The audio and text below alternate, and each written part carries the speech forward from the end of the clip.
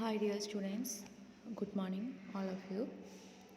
ഇന്നലെ നമ്മൾ ലാസ്റ്റ് ക്ലാസ്സിലായിട്ട് നമ്മൾ ഇന്നലെ എടുത്തത് പ്രോസസ്സ് സെലക്ഷൻ എന്താണെന്നും അതിൻ്റെ ടൈപ്സ് ഓഫ് പ്രോസസ്സ് സെലക്ഷനിലെ ഇൻ്റർമീഡിയറ്റ് ഓപ്പറേഷൻസ് എന്താണെന്നായിരുന്നു പറഞ്ഞു നിർത്തിയത്. ഇനി നമ്മൾ നെക്സ്റ്റ് എടുക്കാനുള്ളത് എന്താണ് കണ്ടിന്യൂസ് ഓപ്പറേഷൻ എന്താണ് എന്നുള്ളതാണ് എടുക്കാനുള്ളത്. അപ്പോൾ കണ്ടിന്യൂസ് ഓപ്പറേഷൻ എന്ന് പറഞ്ഞാൽ നമുക്ക് ആ വാക്കിൽ തന്നെ ഉണ്ട്. എന്താണ് വർക്ക് ഫ്ലോ എന്താണ് കണ്ടിന്യൂസ് ആയിട്ട് ചെയ്യുക, അല്ലെങ്കിൽ എല്ലാ ഔട്ട്പുട്ട്സും ഈക്വൽ ഇമ്പോർട്ടൻസ് കൊടുത്തിട്ട് ഈക്വലായിട്ട് ചെയ്യുക. അതായത് the entire manufacturing process is broken into operations. ഫുള്ളായിട്ടുള്ള പ്രോസസ്സിനെയും നമ്മൾ എന്ത് ചെയ്യുക, ഓപ്പറേഷൻ ചെയ്യുക. അങ്ങനെ each unit moves or flows from one operation to another. At the end of the process a single output is generated. So in the continuous process the standard products are carried on a flow basis at a predetermined rate. അപ്പോൾ ഇതിവിടെ എന്താ വെച്ചാൽ എല്ലാതും ഒരേപോലെ തന്നെ ഒക്കെ എന്താ equally ആയിട്ടാണ് ചെയ്യുക. എന്നിട്ട് എന്ത് ചെയ്യും, എല്ലാത്തിനും കൂടി ഇതിൽ സാധാരണ രീതിയിലൊരു സ്റ്റാൻഡേർഡ് പ്രോഡക്റ്റ്സ് ആയിരിക്കും ഉണ്ടായിരിക്കുക. എല്ലാത്തിനും വരുന്ന പ്രോഡക്റ്റ്സും ഒരുപോലെയുള്ള പ്രോഡക്റ്റ്സ് ആയിരിക്കും ഉണ്ടായിരിക്കുക. അപ്പോൾ ഇതാണ് കണ്ടിന്യൂസ് ഓപ്പറേഷൻ എന്ന് പറയുന്നത്. ചില സമയത്ത് കണ്ടിന്യൂസ് പ്രൊഡക്ഷൻ എന്ന് പറഞ്ഞിട്ടുണ്ടെങ്കിൽ കസ്റ്റമറിൻ്റെ ഓർഡർ ബേസ് ചെയ്തുകൊണ്ടിരിക്കും. അതായത് ഒരുപാട് കൂടുതലായിരിക്കും. ചിലപ്പം പ്രോഡക്റ്റ് ലൈനിൽ കൺസിസ്റ്റൻ്റ് ആയിട്ടുള്ള രീതിയിലായിരിക്കാം.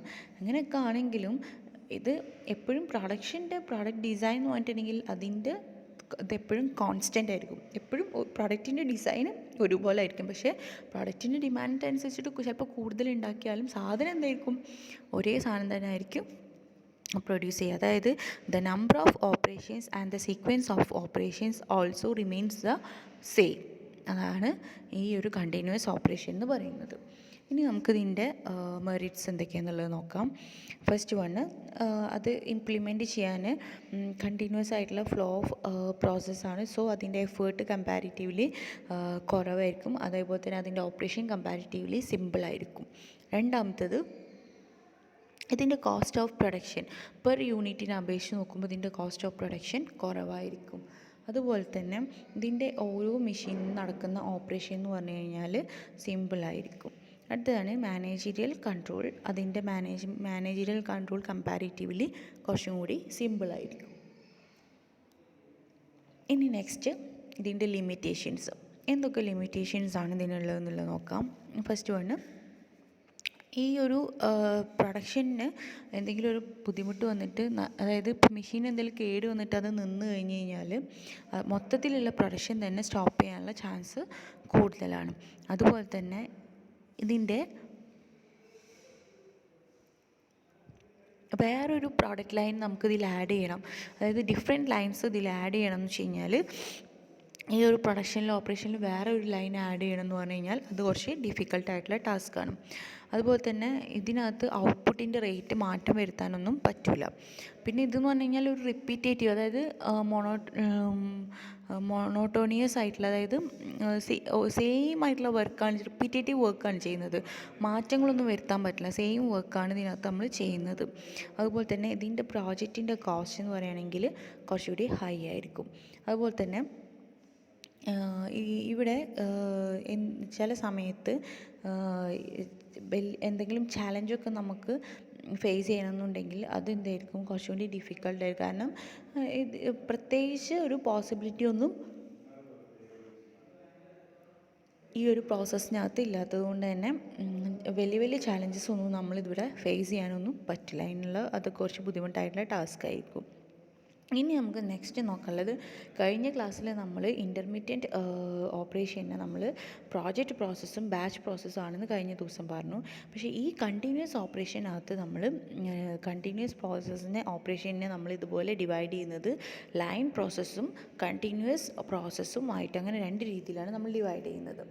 അപ്പോൾ ലൈൻ പ്രോസസ്സ് എന്താണ്, കണ്ടിന്യൂസ് പ്രോസസ്സ് എന്താണെന്നുള്ളത് നോക്കാം. ലൈൻ പ്രോസസ്സ് എന്ന് പറഞ്ഞിട്ടുണ്ടെങ്കിൽ actually it is produced to produce a large products or large volume of standardized products or mass products. Actually, while line process, the products that is produced is made in high volume with little or no customization. Think of the typical assembly line that produces everything from cars, computers, televisions, shoes, candy bars, even food items.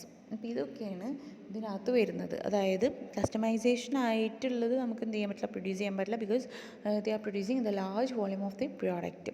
ഇപ്പോൾ computer, television, shoes, ഇങ്ങനത്തെ സാധനങ്ങളൊക്കെ. പിന്നെ next വണ്ണാണ് continuous process.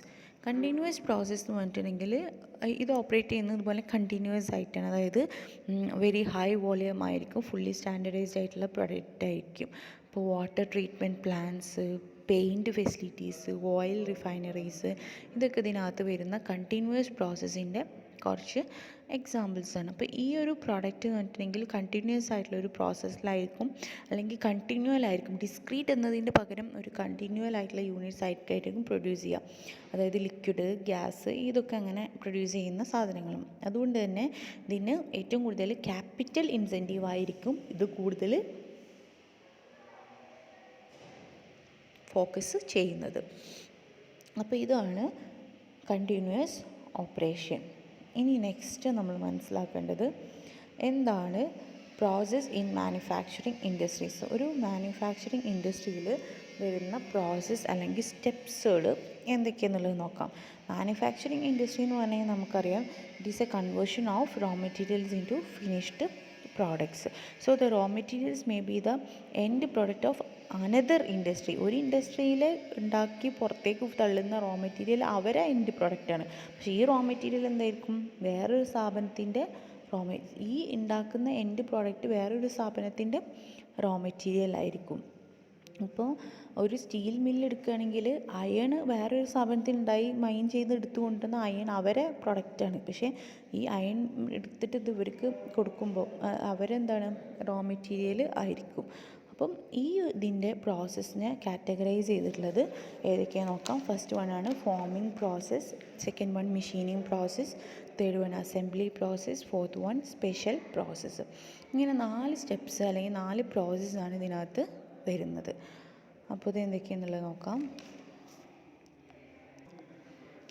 അപ്പോൾ ഈ foaming process എന്ന് പറഞ്ഞിട്ടുണ്ടെങ്കിൽ അതിൻ്റെ ആ ഒരു സ്റ്റാർട്ടിങ് സ്റ്റേജ്, ഇതിനകത്ത് വരുന്ന പ്രോസസ്സുകളാണ് കാസ്റ്റിംഗ്, ഫോർജിങ്, അതുപോലെ തന്നെ എക്സ്ട്രൂഷൻ, സ്റ്റാമ്പിങ്, എംപോസിങ്, സ്പിന്നിങ്, ഇതൊക്കെയാണ് ഇതിനകത്ത് വരുന്നത്. അപ്പം കാസ്റ്റിംഗ് എന്ന് പറഞ്ഞിട്ടുണ്ടെങ്കിൽ എന്താ പറയുക, എന്തെങ്കിലും ലിക്വിഡ് പോലത്തെ സാധനത്തിനെ മെൽറ്റ് ചെയ്യുക, അതല്ലെങ്കിൽ മെൽറ്റ് ചെയ്തിട്ട് അതിന് മോൾഡ് ചെയ്തെടുക്കുക, അതൊക്കെയാണ് അതിനകത്ത് വരുന്നത്. ഇതിനെന്താണ് സഫീഷ്യൻ്റ് ആയിട്ടുള്ള ടൈം വേണ്ടി വരും, ഇതിന് മോൾഡ് ചെയ്തെടുക്കാനുള്ള സഫീഷ്യൻ്റ് ആയിട്ടുള്ള ടൈം വേണ്ടി വരും. അപ്പോൾ ഈ കാസ്റ്റിംഗ് ചെയ്യുന്ന സമയത്ത് കാസ്റ്റിങ്ങിൻ്റെ ചില മെത്തേഡ്സുകളാണ് sand casting, shell moulding, gravity die casting, centrifugal casting, ഇതൊക്കെ ഇതിനകത്ത് വരുന്നത്. ഇപ്പോൾ ഈ പ്ലാസ്റ്റിക്കൊക്കെ ഒരു ഷേപ്പാക്കി മാറ്റാൻ വേണ്ടിയിട്ട് യൂസ് ചെയ്യുന്നതാണ് പ്ലാസ്റ്റിക്സ്, നമ്മൾക്ക് കിട്ടുന്ന ബക്കറ്റ്, കൈപ്പാട്ട പോലത്തെ സാധനങ്ങളൊക്കെ. അപ്പോൾ ഇതൊക്കെ കാസ്റ്റിംഗ് ചെയ്തുകൊണ്ടാണ് അതിനെ ഷേപ്പാക്കി മാറ്റുന്നത്. അതുപോലെ തന്നെ ചില പ്രോഡക്റ്റ്സ് അല്ലെങ്കിൽ ചില പാർട്സ് ഓഫ് പ്രോഡക്റ്റ്സ് ഫോമിങ് അല്ലെങ്കിൽ ഫോർജിങ്ങിലൂടെ ആയിരിക്കും ഉണ്ടാവുക. ഫോർജിങ് എന്ന് പറഞ്ഞിട്ടുണ്ടെങ്കിൽ അതും ഇതുപോലെ തന്നെ എന്താണ്, അതിനെ ബെൻഡ് ചെയ്തിട്ട് ഷേപ്പാക്കി മാറ്റുകയാണ് ചെയ്യുന്നത്. അപ്പോൾ ഫോർജ്ഡ് പാർട്സ് എന്ന് പറഞ്ഞിട്ടുണ്ടെങ്കിൽ സാധാരണ ഒരു അഡീഷണൽ പ്രോസസ്സ്, ഇതിനകത്ത് മെഷീനിങ്ങും ഗ്രൈൻഡിങ്ങും ഒക്കെ പ്രോസസ്സ് ചെയ്തിട്ടാണ് ഇത് വരുന്നത്. ചില ഫോർജിങ് പ്രോസസ്സുകൾ എന്ന് പറഞ്ഞു കഴിഞ്ഞാൽ dying forging, drop forging, press forging, roll forging ഒക്കെ ഇതിനകത്ത് വരുന്നതാണ്. അപ്പോൾ ഫോർജ്ഡ് പാർട്സ് എന്ന് പറഞ്ഞിട്ടുണ്ടെങ്കിൽ സാധാരണ രീതിയിലൊരു ബെറ്റർ പ്രോപ്പർട്ടി ആയിരിക്കും, കാസ്റ്റ് പാർട്സിനേക്കാളും കുറച്ചും കൂടി ആയിട്ടുള്ള ഒരു ബെറ്റർ പാർട്ടായിരിക്കും ഫോർജ്ഡ് പാർട്ടി എന്ന് പറഞ്ഞത്. പിന്നെ എക്സ്ട്രൂഷൻ പ്രോസസ്സ് എന്ന് പറഞ്ഞിട്ടുണ്ടെങ്കിൽ ഒരു മെറ്റലിനെ ഫോഴ്സ് ചെയ്യാണ്, ഡൈസാക്കി മാറ്റാൻ വേണ്ടിയിട്ട് ഫ്രോസ് ചെയ്തിട്ട് അതിനെ പല ഷേപ്പുകൾ, ഇപ്പോൾ ഡൈ ഷേപ്പിൽ, ഇപ്പോൾ നമ്മൾ ഡൈസ് മീൻസ് ഇപ്പോൾ നമ്മൾ പാമ്പ് മുണിക്ക് കാണിക്കുന്ന നമുക്ക് ഇടുന്ന ആ സാധനം, ആ ഒരു സ്ക്വയർ സംഭവമല്ലേ, അതപ്പോൾ എന്ത് ചെയ്യുക, ഡൈസ് അങ്ങനത്തെ ഒക്കെ ഷേപ്പിലാക്കാനൊക്കെ വേണ്ടി നമ്മൾ യൂസ് ചെയ്യുന്നതാണ് എക്സ്ട്രൂഷൻ പ്രോസസ്സ് എന്ന് പറയുന്നത്. പിന്നെ മറ്റൊന്നാണ് സ്റ്റാമ്പിങ് പ്രോസസ്സ് എന്ന് പറഞ്ഞിട്ടുണ്ടെങ്കിൽ ഇതുപോലെ തന്നെ മെറ്റലിനെ ഫോഴ്സ് ചെയ്തുകൊണ്ട് വല്ല പ്ലാസ്റ്റിക് ഫ്ലോ ഒക്കെ ആക്കി ഡിഫറെൻറ്റ് സൈസും ഷേപ്പൊക്കെ ആക്കി മാറ്റാൻ വേണ്ടിയിട്ട് ഹെൽപ്പ് ചെയ്യുന്ന മറ്റൊരു പ്രോസസ്സാണ് സ്റ്റാമ്പിങ് പ്രോസസ്സ്. പിന്നെ എംപോസിങ് പ്രോസസ്സ് എന്ന് പറഞ്ഞാൽ അതുപോലെ തന്നെ മെറ്റലിനെ സ്ട്രെച്ച് ചെയ്യാൻ അല്ലെങ്കിൽ ഡിഫറെൻറ്റ് ഡൈസ് ഫോമിലൊക്കെ കോൺഫിഗറേഷൻ ചെയ്യാൻ വേണ്ടിയിട്ട് യൂസ് ചെയ്യുന്നതാണ് എംപോസിങ് പ്രോസസ്സ്. പിന്നെ സ്പിന്നിങ് എന്ന് പറഞ്ഞിട്ടുണ്ടെങ്കിൽ ഇതുപോലെ തന്നെ മെറ്റലിനെ പ്രസ് ചെയ്തിട്ട് വീണ്ടും again and again we press the metal and shape the metal. ഇതൊക്കെയാണ് ഫാമിംഗ് പ്രോസസ്സിനകത്ത് വരുന്നത്. പിന്നെ സെക്കൻഡ് വണ്ണാണ് മെഷീനിങ് പ്രോസസ്സ്. മെഷീനിങ് പ്രോസസ്സ് എന്ന് പറഞ്ഞിട്ടുണ്ടെങ്കിൽ ബേസിക്കലി ഇതിനകത്ത് വരുന്ന പ്രോസസ്സുകളാണ് metal removal by turning, drilling, മൈനിങ്, ഗ്രൈൻഡിങ്, ഷേപ്പിംഗ്. ഇതൊക്കെയെന്ന് വെച്ച് കഴിഞ്ഞാൽ ഇപ്പോൾ വല്ല എഡ്ജ് കട്ട് ചെയ്യാനൊക്കെ യൂസ് ചെയ്യുന്ന ചില മെഷീൻസ് ഉണ്ട്. ഇതൊക്കെ എന്താ കണ്ടിന്യൂസ് ആയിട്ടുള്ള all through the several cutting edges. Actually they are using on മൈനിങ് കട്ടറൊക്കെ ആയിട്ട് യൂസ് ചെയ്യുന്ന പ്രോഡക്റ്റ്സാണ്. അപ്പം ഇതിലിതുപോലെ തന്നെ ഇപ്പം പല രീതിയിലിപ്പം മൈനിങ് ഓപ്പറേഷൻ പറഞ്ഞിട്ടുണ്ടെങ്കിൽ ശരിക്കും മെറ്റലിനെ പീസാക്കി കട്ട് ചെയ്യാൻ അല്ലെങ്കിൽ മൾട്ടി പോയിൻ്റ് കട്ടിങ് എന്നുള്ള രീതിയിൽ മില്ലിങ് കട്ടറൊക്കെ ആയിട്ട് എന്ത് ചെയ്യുന്നുണ്ട്, യൂസ് ചെയ്യുന്നുണ്ട്. പിന്നെ ഗ്രൈൻഡിങ് ചെയ്യുന്ന സമയത്ത് നമുക്കറിയാം, ഗ്രൈൻഡിങ് ചെയ്യുമ്പോൾ ഇതുപോലെ തന്നെ ഗ്രേസിങ് ചെയ്യുക അല്ലെങ്കിൽ wearing by friction of a metal, മറ്റൊന്നിനെ ഫ്രിക്ഷൻ ആക്കിയിട്ട് മെറ്റലിനെ എന്ത് ചെയ്യുക, വിയർ ചെയ്ത് കൊടുക്കുക. ഇങ്ങനെയൊക്കെ നമ്മൾ എന്ത് ചെയ്യുക, ഗ്രൈൻഡ് ചെയ്യും. അതുപോലെ തന്നെ ഈ ഇതിൻ്റെ വർക്ക് പീസിനെ റൊട്ടേറ്റ് ചെയ്തുകൊണ്ടൊക്കെ എന്ത് ചെയ്യും, നമ്മൾ ഗ്രൈൻഡ് ചെയ്തിട്ട് വീലിലിട്ടിട്ടൊക്കെ ഗ്രൈൻഡ് ചെയ്തിട്ടൊക്കെ മാറ്റാറുണ്ട്. ആക്ച്വലി ഇതിൻ്റെയൊക്കെ ബേസിക് ഫാക്ടർ ഇതിൻ്റെ ഷേപ്പൊക്കെ പ്ലാൻ ചെയ്യുക, അതിനെ അല്ലെങ്കിൽ ഒരു സിംഗിൾ പോയിൻറ്റ് ടൂളൊക്കെ ആക്കി മാറ്റാനൊക്കെ വേണ്ടിയിട്ട് നമ്മൾ എന്ത് ചെയ്യുന്നുണ്ട്, ഈ ഒരു മെഷീൻ പ്രോസസ്സിനകത്ത് നമ്മൾ ഈ മെത്തേഡ്സ് ഇപ്പോൾ turning, drilling, milling, grinding, shaping ഒക്കെ നമ്മൾ യൂസ് ചെയ്യുന്നുണ്ട്. Okay, then next third one ആണ് അസംബ്ലി പ്രോസസ്സ്. അസംബ്ലി പ്രോസസ്സ് എന്ന് പറഞ്ഞാൽ actually it involves the joining of a components or a piece parts or to produce a single component. കുറേ പീസസിനെ ഒന്നിച്ച് ചേർത്തിട്ട് സിംഗിൾ കോമ്പണൻറ്റ് ആക്കിയിട്ട് മാറ്റുകയാണ് ചെയ്യുക. ആക്ച്വലി ഇതിനകത്ത് വരുന്ന പ്രോസസ്സാണ് welding, brazing, soldering, riveting etcetera. Welding പറഞ്ഞു കഴിഞ്ഞാൽ നമുക്കറിയാം there is some fusion of parts. ചില ഫ്യൂഷൻ ഓഫ് പാർട്സ് നമ്മൾ എന്ത് ചെയ്യുക, ഒന്നിച്ച് ചേർക്കുക. വെൽഡിങ് പ്രോസസ്സ് എന്ന് പറഞ്ഞിട്ടുണ്ടെങ്കിൽ 2 പീസുള്ള ഒരു സാധനത്തിനെ ഒരു സിംഗിൾ പീസ് ആക്കിയിട്ടുള്ള ഒരു ഫ്യൂഷൻ ആക്കിയിട്ട് മാറ്റുക. അതിനകത്ത് ഹീറ്റ് അല്ലെങ്കിൽ പ്രഷറൊക്കെ കൊടുത്തിട്ട് അതിനെ കമ്പൈൻ ചെയ്തുകൊണ്ട് അതിനെ ഒന്നാക്കി മാറ്റുകയാണ് ചെയ്യുക. അപ്പോൾ വെൽഡിങ് പ്രോസസ്സിനകത്ത് ഗ്യാസ് വെൽഡിങ് വരുന്നുണ്ട്, ആർക്ക് വെൽഡിങ് വരുന്നുണ്ട്, റെസിസ്റ്റൻസ് വെൽഡിങ്, ഇങ്ങനെ 3 തരത്തിലുള്ള വെൽഡിങ്ങാണ്. ഒരുപാട് വെൽഡിങ് ഉണ്ടായില്ല, 3 തരത്തിലുള്ള വെൽഡിങ്ങാണ് പ്രധാനപ്പെട്ട 3 വെൽഡിങ്ങുകളാണ് പറഞ്ഞത്. ബ്രേസിംഗ് എന്ന് പറഞ്ഞാൽ അതുപോലെ തന്നെ എന്താണ്, മെറ്റലിനെ ജോയിൻ ചെയ്യുന്ന പ്രോസസ്സാണ്. സോൾഡറിങ് ചെയ്യാമെന്ന് പറഞ്ഞിട്ടുണ്ടെങ്കിലും ഇതുപോലെ തന്നെ ബ്രേസിങ്ങിൻ്റെ തുല്യത തന്നെയാണ്. അതായത് മെറ്റൽസിനെ ഡിഫറെൻ്റ് ആക്കിയിട്ടുള്ളതിനെ ഒന്നിച്ച് ചേർക്കുക എന്നുള്ളത്. സോൾഡറിങ് എന്ന് പറഞ്ഞിട്ടുണ്ടെങ്കിൽ ചെറിയൊരു low melting point alloy use ചെയ്തുകൊണ്ടാണ് നമ്മൾ സോൾഡറിങ് നടത്തുന്നത്. പിന്നെ റിവെറ്റിംഗ് എന്ന് പറഞ്ഞിട്ടുണ്ടെങ്കിൽ ഇതുപോലെ തന്നെ മെക്കാനിക്കൽ ബോണ്ടിങ് ആണ്.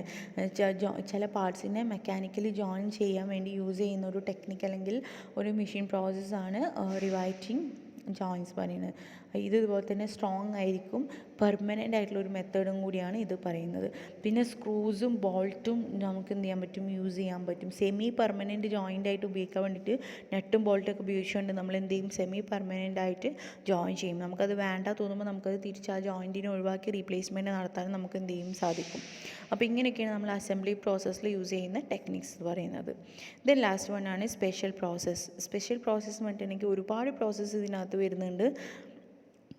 ഇതൊക്കെ ഡെവലപ്പ് ചെയ്യുന്നത് സ്പെഷ്യൽ പർപ്പസിന് വേണ്ടി, അതായത് സ്പെഷ്യൽ പ്രോബ്ലംസിൻ്റെ സ്പെഷ്യൽ പർപ്പസ് സോൾവ് ചെയ്യാൻ വേണ്ടിയിട്ട് യൂസ് ചെയ്യുന്ന ചില ടെക്നിക്സുകളാണ് സ്പെഷ്യൽ പ്രോസസ്സിനകത്ത് വരുന്നത്. അതിലൊന്നാണ് ഇലക്ട്രോ ഡിസ്ചാർജ് മെഷീനറി. ഇതെന്താ വെച്ചിട്ടുണ്ടെങ്കിൽ ഇതുപോലെ തന്നെ ഇത് പ്രധാനമായിട്ട് യൂസ് ചെയ്യുന്നത് spark between a shaped tool and a work piece submerged in a electrolyte to remove metal. ഇപ്പം ചിലതിനെ ഷേപ്പ് ചെയ്യാൻ അല്ലെങ്കിൽ 2 മെറ്റൽസിനെ ഇലക്ട്രോലൈറ്റ് ത്രൂ മാറ്റി നിർത്താൻ, സബ്മേർജ് ചെയ്യാനൊക്കെ വേണ്ടിയിട്ടാണ് ഇത് യൂസ് ചെയ്യുന്നത്. Actually this process is useful for cutting shaped holes or cavities in hard metals where other process cannot be used. നമുക്ക് യൂസ് ചെയ്യാൻ പറ്റാത്ത മറ്റൊന്നിനെ എന്ത് ചെയ്യാം, നമുക്ക് ഷേപ്പ് ചെയ്ത് ഹോൾ ഉണ്ടാക്കാൻ അല്ലെങ്കിൽ ക്യാവിറ്റീസോ ഹാർഡ് മെറ്റൽസിനൊക്കെ നമുക്ക് ഹോൾ ഉണ്ടാക്കാൻ ഇത്തരത്തിലൊക്കെ വേണ്ടിയിട്ടുള്ള പേർപ്പസിനൊക്കെ നമ്മൾ എന്ത് ചെയ്യുന്നുണ്ട്, ഇത് യൂസ് ചെയ്യുന്നുണ്ട്. ഈ EDM എന്ന് പറഞ്ഞ ഈ പ്രോസസ്സ് യൂസ് ചെയ്യുന്നുണ്ട്. അപ്പോൾ തന്നെ മറ്റൊരു മെഷീനാണ് അൾട്രാസോണിക് മെഷീനിങ്. അൾട്രാസോണിക് ഇതുപോലെ തന്നെ എന്ത് ചെയ്യുന്നുണ്ട്, നമുക്ക് ഹോൾസും ഷേപ്സൊക്കെ ഉണ്ടാക്കാൻ, ഹാർഡ് മെറ്റൽസിന് അതുപോലെ തന്നെ ഗ്ലാസ്സിനൊക്കെ ഹോൾസും ഷേപ്സൊക്കെ ഉണ്ടാക്കാൻ വേണ്ടിയിട്ട് ഈ അൾട്രാസോണിക് നമ്മൾ യൂസ് ചെയ്യുന്നുണ്ട്. അടുത്താണ് കെമിക്കൽ മൈനിങ് എന്ന് പറഞ്ഞിട്ടുണ്ടെങ്കിൽ ഇതുപോലെ തന്നെ it is actually used for the controlled erosion to shape partsന് controlled erosion ഉണ്ടാക്കാൻ വേണ്ടി നമ്മൾ യൂസ് ചെയ്യുന്നതാണ്. മറ്റൊരു ടെക്നിക്കാണ് ECM, ഇലക്ട്രോ കെമിക്കൽ മൈനിങ്. ഇതുപോലെ തന്നെ കെമിക്കൽ ഇറോഷന് വേണ്ടിയിട്ടാണ് നമ്മൾ യൂസ് ചെയ്യുന്നത്. ഇതിനകത്ത് ഇലക്ട്രിക് കറണ്ടാണ് ഒരു രണ്ട് ടൂൾസിൻ്റെ ഇടയിൽ, വർക്ക് പീസിൻ്റെ ഇടയിൽ ഇലക്ട്രിക് കറണ്ട് മുഖാന്തരം ഇലക്ട്രോഡ് യൂസ് ചെയ്തുകൊണ്ടാണ് നമ്മൾ ഈ ഒരു ECM നമ്മൾ യൂസ് ചെയ്യുന്നത്. അപ്പോൾ ഇതാണ് സ്പെഷ്യൽ പ്രോസസ്സിനകത്ത് വരുന്ന ടെക്നിക്സുകൾ നമ്മൾ ഉപയോഗിക്കുന്നത്. EDM പറഞ്ഞു, EDM means electro discharge machinery. ECM പറഞ്ഞു, ഇലക്ട്രോ കെമിക്കൽ മൈലിംഗ് പറഞ്ഞു, അൾട്രാസോണിക് ആയിട്ടുള്ള മെത്തേഡ്സ് യൂസ് ചെയ്യുന്നു പറഞ്ഞിങ്ങനെ, അതുപോലെ തന്നെ കെമിക്കൽ മൈലിംഗ്. ഇത്രയും കാര്യങ്ങളാണ് നമ്മൾ സ്പെഷ്യൽ പ്രോസസ്സിന് വേണ്ടിയിട്ട് സാധാരണ രീതിയിൽ യൂസ് ചെയ്യുന്ന കാര്യങ്ങൾ. അപ്പോൾ ഇത്രയാണ് ഈ പ്രോസസ്സിനകത്ത് വരുന്ന different process which are we using in the manufacturing industries. ഇനി നെക്സ്റ്റ് നമുക്ക് നോക്കാനുള്ളത് എന്തൊക്കെ ഫാക്ടേഴ്സാണ് നമ്മൾ ഈ ഒരു പ്രോസസ്സ് സെലക്ട് ചെയ്യുന്ന സമയത്ത് എന്തൊക്കെ ഫാക്ടേഴ്സാണ് നമ്മൾ ശ്രദ്ധിക്കേണ്ടത് എന്നുള്ളതാണ് നമ്മൾ നോക്കേണ്ടത്. അപ്പം ഇതോട് കൂടിയിട്ട് നമ്മൾ ആ ഒരു പ്രോസസ്സിൻ്റെ ഭാഗം തീരുകയാണ്. അപ്പോൾ ഞാൻ ഇന്ന് ഈ ഒരു ടോപ്പിക്കും കൂടിയിട്ട് ഇന്നത്തെ ക്ലാസ് ഞാൻ വൈൻഡപ്പ് ചെയ്യാൻ നമ്മൾ നെക്സ്റ്റ് ടോപ്പിക്കിലേക്കാണ് നെക്സ്റ്റ് ക്ലാസ്സിൽ പോവുക. അപ്പം ഈ സെലക്ഷൻ്റെ ഈ ഒരു സെക്ഷൻ നമുക്ക് ഇതോട് കൂടിയിട്ട് വൈൻഡപ്പ് ആവുകയാണ്. അപ്പോൾ എന്താണ് സെലക്ട് ചെയ്യുന്ന സമയത്ത് നമ്മൾ എന്തൊക്കെ കാര്യങ്ങളാണ് കൺസിഡർ ചെയ്യേണ്ടത് എന്നുള്ളതാണ് നോക്കേണ്ടത് പ്രോസസ്സ് സെലക്ട് ചെയ്യുന്ന സമയത്ത്. അപ്പോൾ ഇത് നമുക്കറിയാം, നമ്മൾ ഈ ജീവിക്കുന്നത് എന്താണ്, അത്രയും ഹൈലി കോമ്പറ്റീറ്റീവ് വേൾഡിലാണ്. അതുകൊണ്ട് തന്നെ നമുക്ക് കോമ്പറ്റീഷൻ ചെയ്യുന്ന സമയത്ത് അതിൻ്റെ വില നിശ്ചയിക്കുമ്പോൾ നമ്മൾ എന്ത് നോക്കണം, കോമ്പറ്റീഷൻ ഉള്ളത് കൊണ്ട് തന്നെ അതിൻ്റെ വില നിശ്ചയിക്കുമ്പോൾ അതിൻ്റെ പ്രോസസ്സും അതിൻ്റെ ടൂൾസും അതിൻ്റെ പ്രോഡക്റ്റ് ഡിസൈൻ എങ്ങനെയായിരിക്കും, എങ്ങനത്തെ മെറ്റീരിയൽ സെലക്ട് ചെയ്യണം, എങ്ങനെ മെറ്റീരിയൽ ഹാൻഡിൽ ചെയ്യണം, നമ്മൾക്ക് എങ്ങനത്തെ കോസ്റ്റ് ആയിരിക്കും എന്നുള്ളത് നമ്മൾ എന്തെങ്കിലും പ്രത്യേകം ശ്രദ്ധിക്കണം. അതുകൊണ്ട് നമ്മൾ ഇത് ചെയ്യുന്ന സമയത്ത് നമ്മൾ ടാർഗറ്റഡ് കോസ്റ്റ് എന്താണെന്നുള്ളത് നമ്മൾ ആദ്യം മനസ്സിലാക്കണം. മാനുഫാക്ചറിങ് ചെയ്യുന്ന സമയത്ത് മാനുഫാക്ചറിങ് ഒരു കോമ്പറ്റീറ്റീവ് ആയിട്ടുള്ള ടാസ്ക് അല്ല. ബട്ട് എന്താണ്, ആ ഒരു മാനുഫാക്ചറിങ് യൂണിറ്റ് നമുക്ക് സർവൈവ് ചെയ്യാൻ എന്താണ് അത്രയും ബുദ്ധിമുട്ടാണ്. കാരണം ആ ഒരു പ്രൊഡക്റ്റിനെ നമ്മൾ ആ ഒരു ട്രാൻസ്ഫോർമേഷൻ പ്രോസസ്സ് നമ്മൾ സെലക്ട് ചെയ്യുന്ന സമയത്ത് ഒരുപാട് ഫാക്ടേഴ്സ് അതിനെ എഫക്റ്റ് ചെയ്യും. അതായത് എൻവിറോൺമെൻറ്റൽ എഫക്റ്റ് ഉണ്ടായിരിക്കും, അതിൻ്റെ വേസ്റ്റ് മാലിന്യങ്ങളൊക്കെ പുറത്തേക്ക് തള്ളപ്പെടുന്ന സമയത്ത് ഉണ്ടാകുന്ന ബുദ്ധിമുട്ടുകൾ, ഫ്ലെക്സിബിലിറ്റി ഉണ്ടായിരിക്കണം. അതുപോലെ തന്നെ ഔട്ട്പുട്ടിൻ്റെ ക്യാരക്ടറിസ്റ്റിക്സ് നമ്മൾ ശ്രദ്ധിക്കണം, എന്തായിരിക്കും അതിൻ്റെ ഡിമാൻഡ് എത്രത്തോളം ഉണ്ട്. ഇത്രയും കാര്യങ്ങൾ നമ്മൾ കൺസിഡർ ചെയ്തിട്ട് വേണം നമ്മൾ ഈ ട്രാൻസ്ഫോർമേഷൻ പ്രോസസ്സ് നമ്മൾ തീരുമാനിക്കുന്നത്. അതുപോലെ തന്നെ മാനുഫാക്ചറിങ് പ്രോസസ്സിനെ എഫക്റ്റ് ചെയ്യുന്ന മറ്റൊരു ഫാക്ടറാണ് ചേഞ്ചിങ് ടെക്നോളജി. അപ്പോൾ ടെക്നോളജി ചേഞ്ച് ചെയ്യുമ്പോൾ അതിനനുസരിച്ചുള്ള ചേഞ്ചസ് എന്ത് ചെയ്യണം, നമുക്ക് വരുത്താൻ വേണ്ടിയിട്ട് നമുക്ക് സാധിക്കണം. അതുപോലെ തന്നെ പ്രൈസ് ഒരു ഫാക്ടറാണ്. പ്രൈസ് കോമ്പറ്റീറ്റേഴ്സിൻ്റെ പ്രൈസും കൂടി വില നോക്കിയിട്ട്, ഇപ്പം നമുക്കറിയാം ഏകദേശം ഒരു സോപ്പ് എടുത്ത് കഴിഞ്ഞാൽ ഏകദേശം ഒരു 40 ആണെങ്കിൽ 40, 37, 38 ആ ഒരു റേഞ്ചിലേക്കും പല സോപ്പുകളും പല രീതിയിൽ. അതായത് 37-38 തന്നെ പിന്നെ 250-500 സോപ്പ് ഇറക്കി കഴിഞ്ഞാൽ ആരെങ്കിലും വാങ്ങുമോ? ഇല്ല, വാങ്ങൂല. അപ്പോൾ അതിനൊരു പ്രൈസ് ഉണ്ട്, കോമ്പറ്റീഷനൊരു പ്രൈസ് ഉണ്ട്. അത് ബേസ് ചെയ്തുകൊണ്ടായിരിക്കും നമ്മൾ ആ ഒരു പ്രോഡക്റ്റിൻ്റെ വില. അപ്പോൾ അതൊരു പ്രൈസിങ് അതത്രയും എന്താണ് ഇമ്പോർട്ടൻ്റ് ആയിട്ടുള്ള ഒരു ഫാക്ടറാണ്. അതുപോലെ തന്നെ നമ്മൾ പ്രോസസ്സ് സെലക്ട് ചെയ്യുന്ന സമയത്ത് നമ്മൾ ശ്രദ്ധിക്കേണ്ട മറ്റൊരു ഫാക്ടറാണ്, ചില ഫാക്ടേഴ്സ് എപ്പോഴും ചേഞ്ച് ചെയ്യും. അതായത് കപ്പാസിറ്റി നമ്മൾ വിചാരിക്കുന്ന രീതിയിലാവുന്നില്ല. അതുപോലെ തന്നെ ലീഡ് ടൈമിൻ്റെ ആ ഒരു കൺവേർഷൻ ടൈം, അതുപോലെ തന്നെ trade off between volume and variety etcetera. അപ്പോൾ ഇത്രയും കാര്യങ്ങൾ, ഇത്രയും ഫാക്ടേഴ്സ് എന്ത് ചെയ്യുന്നുണ്ട്, ഇതിനെ എഫക്റ്റ് ചെയ്യുന്നുണ്ട്. അപ്പോൾ ആ ഒരു പ്രൊഡക്റ്റാക്കി അതിനെ ട്രേഡ് ഓഫ് ചെയ്യാൻ വരുന്ന ആ ഒരു വോളിയം, അതിൻ്റെ വെറൈറ്റീസ്, അതുപോലെ തന്നെ ഒരുപാട് ഫാക്ടേഴ്സ് എന്ത് ചെയ്യുന്നുണ്ട്, ചേഞ്ച് ചെയ്യുന്നുണ്ട്. ഒരുപാട് പ്രോസസ്സ് എന്ത് ചെയ്യുന്നുണ്ട്, ചേഞ്ച് ചെയ്യുന്നുണ്ട്. അപ്പോൾ ഇത്രയും കാര്യങ്ങളൊക്കെ എന്ത് ചെയ്യണം, നമ്മൾ ശ്രദ്ധിക്കണം. അതുപോലെ തന്നെ വേറൊരു ഇമ്പോർട്ടൻ്റ് ആയിട്ടുള്ളൊരു ഫാക്ടർ, നമ്മൾ ഈ ഒരു മാനുഫാക്ചറിങ് പ്രോസസ്സ് ചെയ്യുന്ന സമയത്ത് ഇമ്പോർട്ടൻ്റ് ആയിട്ടുള്ള മറ്റൊരു ഫാക്ടറാണ് whether the production is done for storing or for meeting the order placed.